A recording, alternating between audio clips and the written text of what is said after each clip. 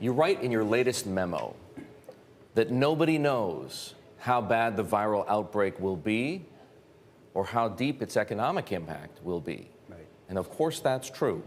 Nobody, not even Dr. Fauci, knows how bad this is going to be. But investors need a framework. Is deciding what to do as simple as saying buy if you're a coronavirus minimalist, or sell if you're a coronavirus maximalist? Well, that would be a trading mentality. That's guessing what's going to happen next week or next month.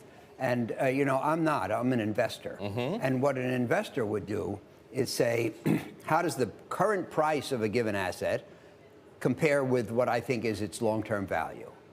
And, you know, the point is that stocks are down about 12% from their high. Is that enough of a decline or too much of a decline or just about right? You know, I think that it's a big decline. I think that the economy and the markets will have bad showings for a while, and then I think we'll come back. So you say in the memo, and it's more or less what you just described, that one needs to evaluate the price change against the degree to which the fundamentals have worsened. Right. That's impossible right now. It is impossible. So why not evaluate the price change against the degree of uncertainty? Because that's where we were the last time you wrote a memo called Nobody Knows, right? We were on the brink of the economic collapse that followed the bankruptcy of Lehman Brothers. Yes. Now, if you went liquid right after Lehman Brothers went bankrupt, and then you waited to buy, you did relatively well. It was a whole lot easier to sell in September than it was to sell in November or December. Why not do the same thing now? Oh, I'm not sure I follow that. I don't think it was easier to sell. Everybody wanted to sell. The competition was on the selling side. The easy part was buying. And well, things got worse. Things went further down. Okay.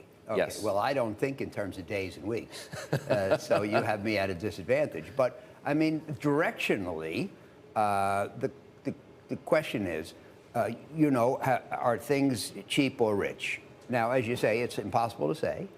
But on the other hand, you know, I've been coming on your show for a couple of years saying that I thought things were steep. There was a lot of risk-taking going on. Things were priced for perfection. Oaktree was exercising caution. There was optimism. We were being cautious. And it was hard to buy things for less than they're worth. It was hard to get a bargain. Now, we can't really be too doctrinaire about whether things are cheap or rich, but we know they're a heck of a lot cheaper than they were 2 weeks ago. And one of the things is that in times of chaos, investors fail to make fine distinctions. So things go down more than they should and less than they should. We have an opportunity, we think, to find the things that have gone down more than they should. It's a better climate for getting bargains today than it was 2 months ago. Some people want to wait for the bottom.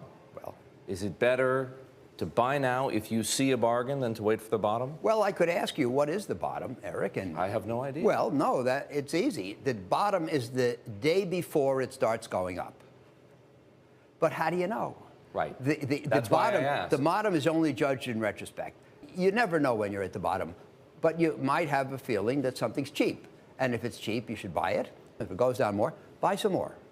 And keep your nerve and continue down as long as your assessment is right. Howard, people want to know, is Oaktree out there right now catching falling knives?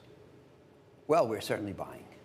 Yes, we're certainly buying. I mean, if you're a distress investor, you must turn more aggressive when you're given good chances.